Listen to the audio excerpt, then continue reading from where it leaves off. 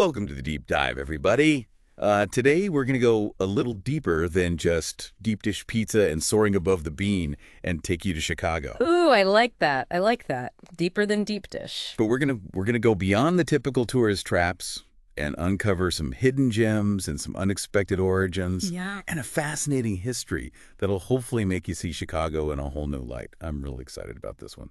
Now, to help us navigate all the twists and turns of Chicago's past, we've got a true Chicago expert with us today, somebody who can peel back the layers That's me. and reveal its secrets. So welcome to the show. Thanks for having me. I'm excited to share my passion for Chicago because I think it often gets stereotyped and there's so much more to it than meets the eye. I'm ready to dive in. Perfect. Let's set the stage first. Can you just paint a picture of Chicago for our listeners? Yeah. Of like what makes it stand out on a global scale?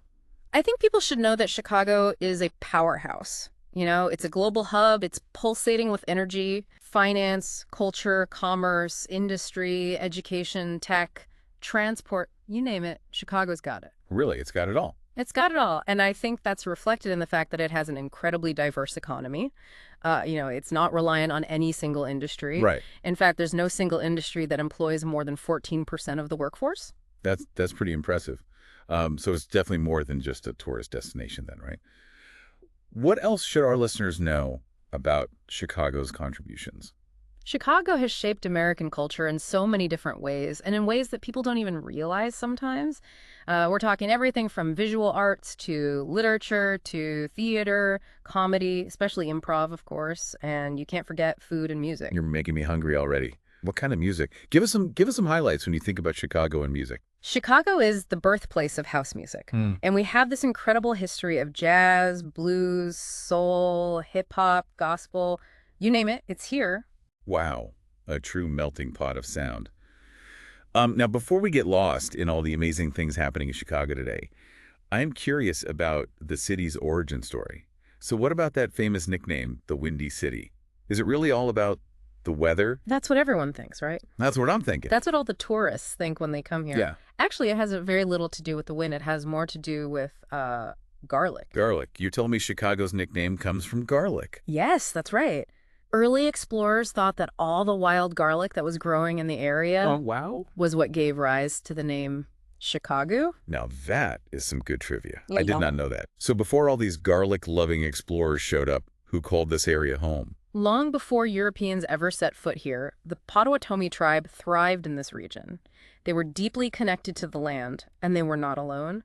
The Miami, Sauk, and Meskwaki tribes also had a presence in the area. Really interesting to think about all the layers of history that are in a place like Chicago. So who was the first person to set up a permanent settlement in the area? The first permanent non-native settler, at least, was Jean-Baptiste Point-du-Sable, Okay. a fascinating figure of African descent. Most historians believe he was Haitian, and he set up his trading post in the 1780s and is often called the founder of Chicago. The founder of Chicago, that's a pretty big deal. I have to admit, I don't know DuSable's story. Sadly, his contributions don't often get the recognition they deserve. Yeah. But his presence was really pivotal in the development of the city in its very beginnings. Mm-hmm. So how did this trading post evolve into the bustling metropolis we know today? What were some of the key turning points? Well, the Treaty of Greenville, signed in 1795, Yeah. is a real turning point. You know, after the Northwest Indian War, Native American tribes ceded land, including part of what would become Chicago. Then the United States established Fort Dearborn in 1803, solidifying its control over the area. What happened to the Potawatomi and the other tribes that, had called that region home for so long? Unfortunately, they faced the familiar fate of being displaced. Yeah. The Potawatomi were forced from their land in 1833 after the Treaty of Chicago, which was part of the federal government's Indian Removal Act. It's definitely a dark chapter that we have to remember when we talk about Chicago's growth. Yeah, absolutely. It's a sobering reminder of the human cost of expansion, for sure. Yeah. So how did Chicago explode from, a small fort to this booming city? The growth was almost unbelievable. Yeah. When the town was organized in 1833, it only had a couple hundred people. Wow. Then within 4 years, the population exploded to over 4,000. Really? Officially became a city in 1837. And for several decades after that, it was the fastest growing city in the world. That's just mind-boggling. I can't even wrap my head around that. Such rapid growth must have created some serious challenges, though.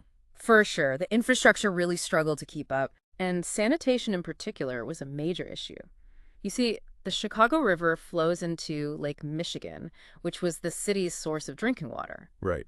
And the Chicago River at the time was essentially an open sewer. Yikes. That's not very healthy. So how did they address that? So they came up with this really radical solution. They reversed the flow of the Chicago River. Wait, they reversed a river? How is that even possible? No, right? Yeah. It was a huge feat of engineering. Wow. They built the Chicago Sanitary and Ship Canal to connect the Chicago River to the Illinois River, which flows into the Mississippi River. Okay. And this actually redirected the sewage away from Lake Michigan, which saved the city's water supply. Wow. Talk about thinking outside the box. Yeah. They literally changed the course of nature to fix a problem. Mm-hmm.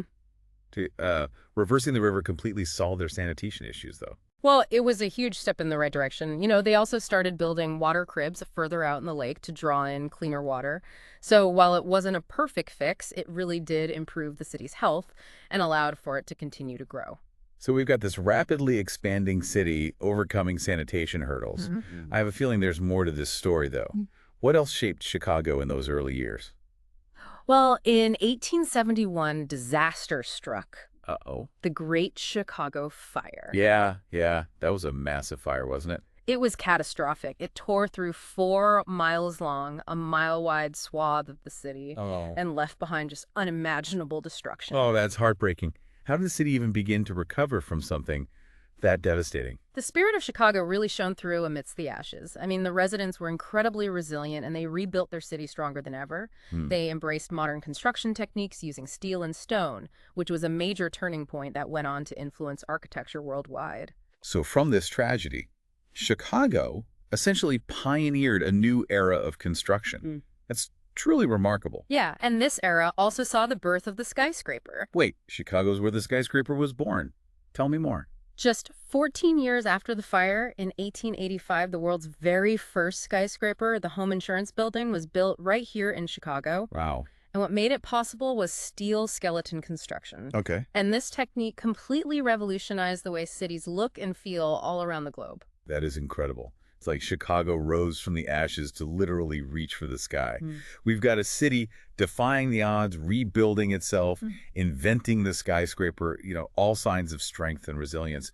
But I have a feeling there's more to the story. There's always more to the story. Yeah. Chicago is a city of contrasts, and its successes are kind of interwoven with a darker side. What do you mean? What else shaped Chicago's identity? Well, we also can't forget the infamous gangster era of the 1920s. Yeah. Figures like Al Capone, Dion O'Banion, they ruled the streets during Prohibition. Prohibition. That was a very turbulent time in American history. It was also a time of significant social change, wasn't it? Yeah, for sure. And you might be surprised to know that Chicago actually demonstrated a remarkable capacity for progressive thought in the middle of all that. Really? In what way? So, believe it or not, Chicago was actually the first American city to have a homosexual rights organization. Wow, I did not know that. Yeah, it was founded in 1924 called the Society for Human Rights. Okay. And they even published a publication called Friendship and Freedom, which was the first American publication for homosexuals. That's incredible. Chicago's always been a city of contradictions then, where progressive ideas kind of coexist with the realities of the time. Absolutely. And that duality continued to shape the city in the years that followed, especially during the Great Depression. How did the Depression impact Chicago? Just like many American cities, Chicago was hit hard. Its reliance on heavy industry led to huge job losses and social unrest. And then between 1928 and 1933, a tax revolt basically crippled the city's finances, making it impossible to even meet payroll or provide any sort of relief. Wow, they were in dire straits. They were. Thankfully, the federal relief funds started flowing in 1933, which helped the city get back on its feet. Okay. This was also when the Democratic Party began their dominance in Chicago. Every mayor since 1931 has been a Democrat. So the Depression was a turning point for Chicago, not just economically, but also politically. What about the city's social landscape? Were there any significant shifts during this time? Yeah, absolutely. The Great Migration, which was the movement of African Americans from the South to northern cities, that was in full swing during this time. Although the Depression did initially kind of slow it down, World War II actually reignited it. So hundreds of thousands of African Americans arrived in Chicago looking for work in its, booming war industries. So Chicago's demographics were rapidly changing. while its role in the war effort was expanding. Did any specific events during World War II stand out? One thing that really stands out is that in 1942, at the University of Chicago, a physicist named Enrico Fermi achieved the world's first self-sustaining controlled nuclear reaction. Hold on, the first nuclear reaction happened in Chicago. It did. It was part of the Manhattan Project, which ultimately led to the development of the atomic bomb. Wow, that's a side of Chicago I never knew. To think that this city played a role in one of the most significant scientific breakthroughs of all time, what an incredible and complex legacy. What happened after the war ended? Well, after the war, we saw the rise of suburbs across the country. Right. And Chicago, like a lot of urban centers, experienced white flight. As white residents moved out, African Americans continued to migrate to the city. I imagine that had a pretty big impact on Chicago's, social and economic fabric. Absolutely. And at the same time, there were structural changes in industry, things like globalization and outsourcing, that led to job losses, especially for lower skilled workers. Hmm. One good example is Chicago's steel industry, which used to be incredibly strong. Yeah. It went from having 250,000 workers in the 1960s to only 28,000 workers in 2015. Oh, that is a staggering drop. So the city was dealing with these massive economic shifts, and at the same time, the civil rights movement was gaining momentum across the country. How did Chicago navigate that pretty turbulent period? This was a time marked by both progress and conflict. Yeah. The Chicago Freedom Movement, which was led by Martin Luther King Jr. and Albert Raby in 1966, that led to some agreements between Mayor Richard J. Daley and the movement's leaders. Okay. However, tensions and even violence erupted during the 1968 Democratic National Convention when anti-war protests led to confrontations between police and demonstrators. The late 60s were a pivotal and tumultuous time for Chicago, for sure. How did the city recover from that? Well, they pressed forward with some major construction projects. Okay. So in 1974, the Sears Tower, which was then the tallest building in the world, was built. They also built the University of Illinois at Chicago campus. They built the McCormick Place Convention Center, and they expanded O'Hare International Airport. Yeah. All these projects were significant in shaping the city's landscape. It's amazing how Chicago continued to evolve and modernize, even in the midst of all this social and economic upheaval. Really speaks to the city's spirit. Yeah. Speaking of which, how would you describe the vibe of Chicago today? Chicago today is a real tapestry of different communities. There are 77 distinct community areas and over 200 informal neighborhoods. Oh, wow. And each one has its own unique flavor and history. Okay, so give me a map because I need some help navigating this city. How is it laid out? Okay, so picture this. The heart of the city is downtown, and that's known as the Loop. Then radiating outward, you have the north side, the south side, and the west side. And these are actually represented on the city's flag by the 3 horizontal white stripes. I love that. The city's layout is literally built into its flag. That's really cool. What can you tell me about each of these sides? Like any must-sees or hidden gems our listeners should know about? Oh, there's way too many to list. Yeah. But you definitely have to explore all 3 sides. Each one is so different from the others. The north side is famous for its gorgeous lakefront, its towering high-rises, its nightlife. The south side, which is actually the largest section, is home to the Port of Chicago, and it's got an incredibly rich history. And then the west side has things like the Garfield Park Conservatory, which actually houses one of the largest collections of tropical plants in the entire U.S. Okay, I'm taking notes. Explore all 3 sides. Check. But before we move on, we have to talk about the infamous Chicago accent. Can you give us a taste of that? Oh, the Chicago accent. It's iconic thanks to movies like The Blues Brothers and all those hilarious Saturday Night Live skits with the superfans.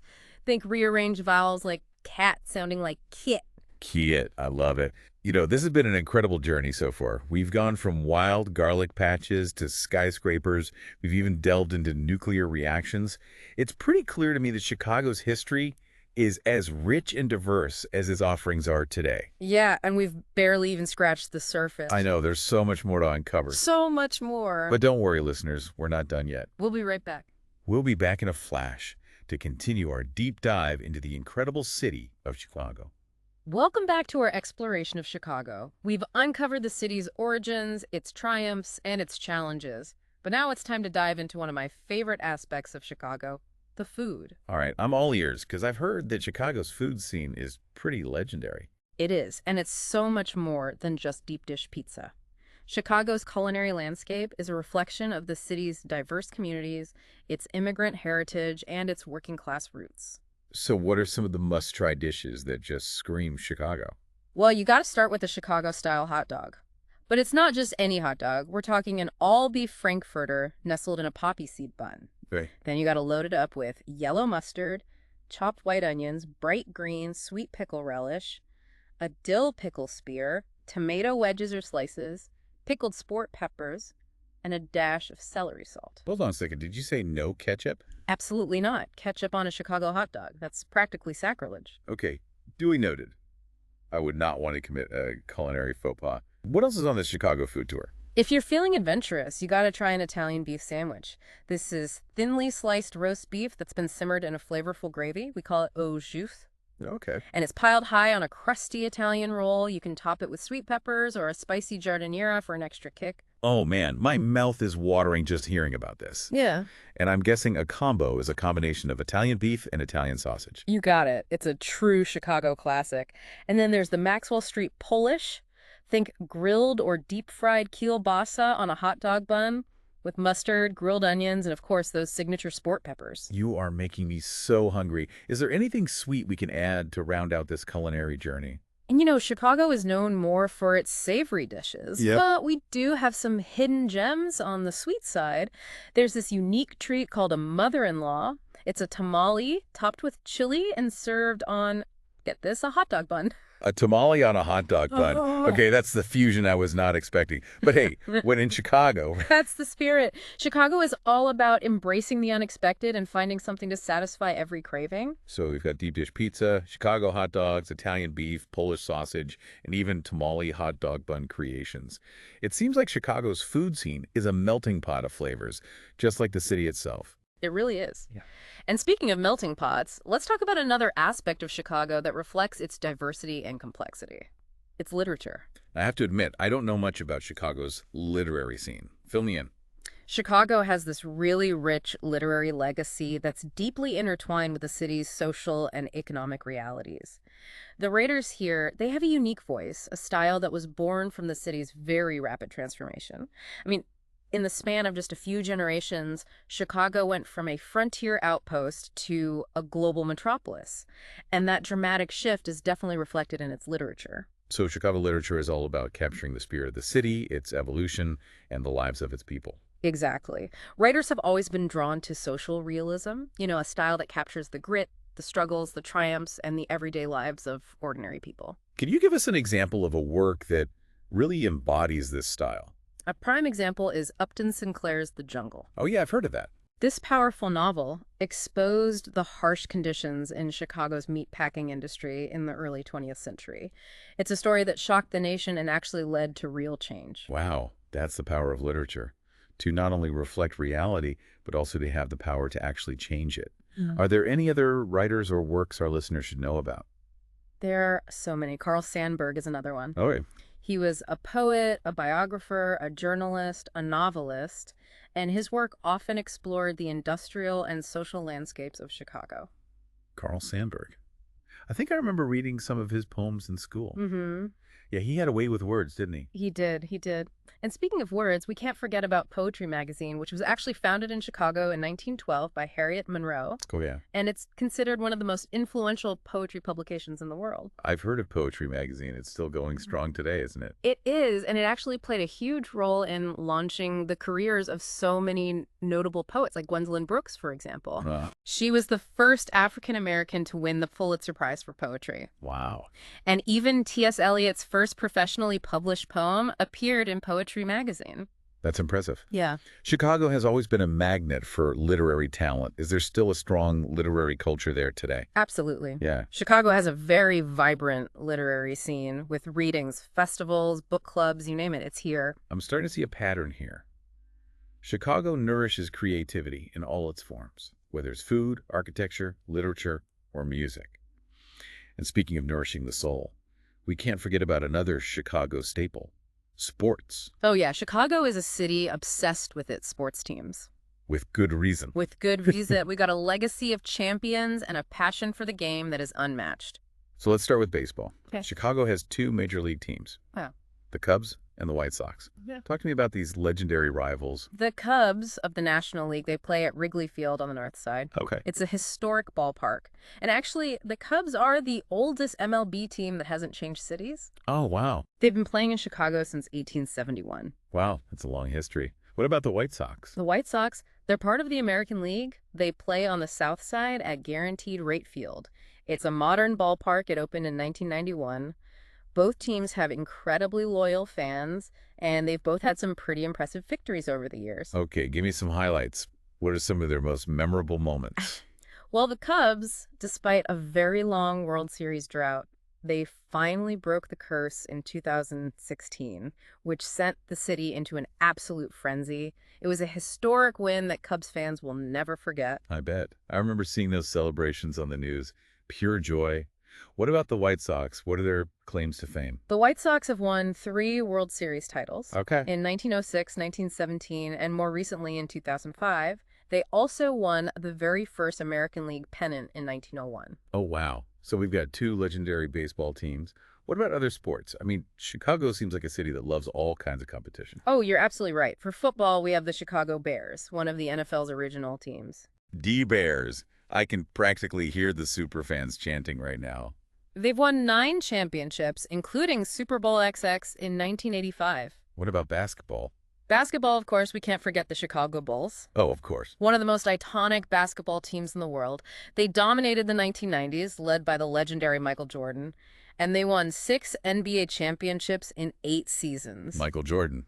Need I say more? He's a legend, for sure. And rounding out our Chicago sports lineup, we have the Chicago Blackhawks, one of the original 6 teams of the NHL. Right. They've hoisted the Stanley Cup 6 times, including those recent victories in 2010, 2013, and 2015. Wow, an impressive roster of sports champions. Are there any other teams making waves in Chicago? There's the Chicago Fire, which is a Major League Soccer team that's been around since 1997. Okay. They've won 1 league title and 4 U.S. Open Cups. And for fans of women's soccer, there's the Chicago Red Stars. They play in the National Women's Soccer League. And they've been a force to be reckoned with. They've actually reached the championship final 4 times in the last 8 seasons. Okay, so soccer fans are covered too. It seems like there really is a team for everybody in Chicago. And where can fans catch all these exciting games? So you can catch the Bulls and Blackhawks games at the United Center. It's a state-of-the-art arena, always buzzing with excitement. Then there's Soldier Field, home to the Chicago Bears and the Chicago Fire. Okay. And of course, no trip to Chicago is complete without a visit to Wrigley Field.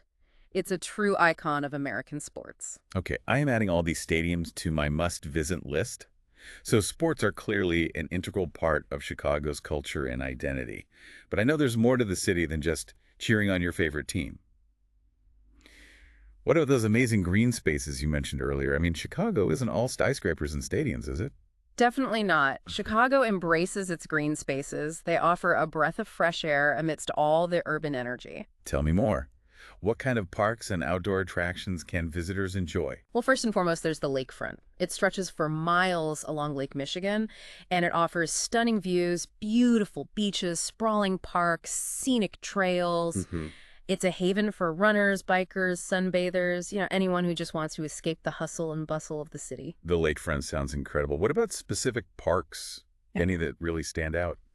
Right in the heart of the city, you'll find Grant Park. It's home to Buckingham Fountain Millennium Park with its famous bean sculpture. I know that one. And it has just breathtaking views of the skyline.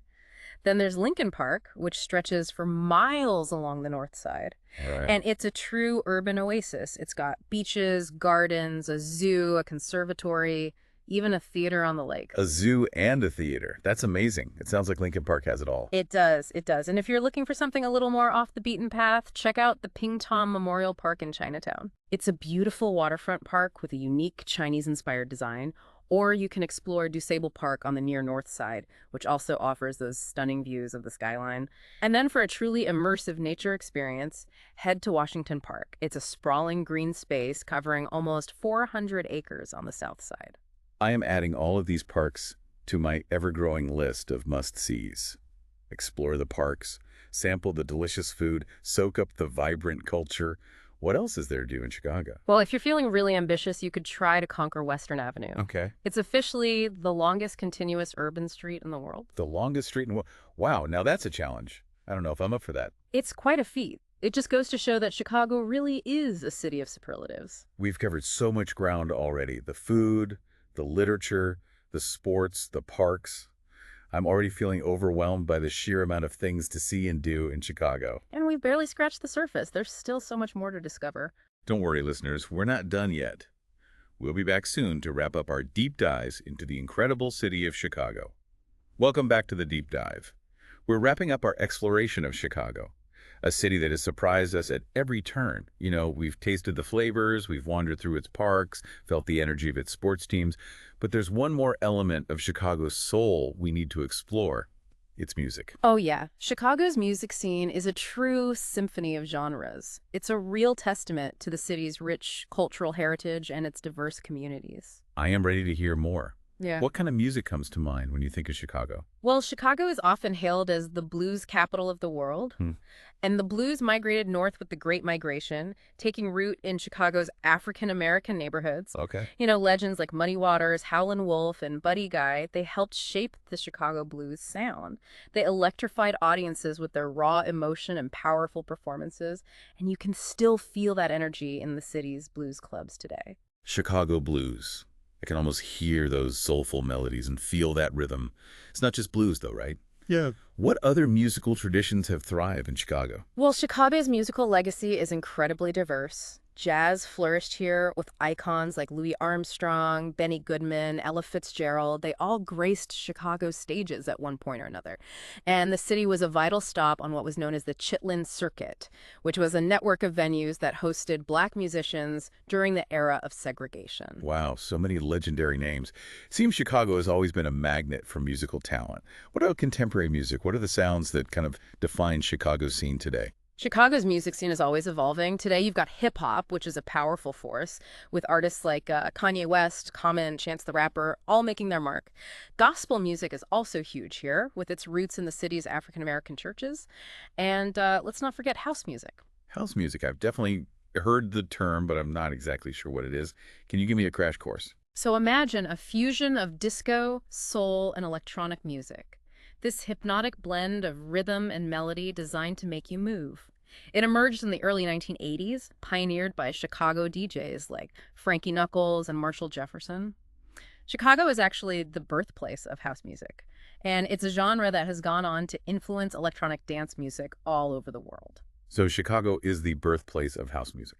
That's really cool. It seems the city has a knack for birthing these musical genres that just capture the world's attention. Yeah, it really does.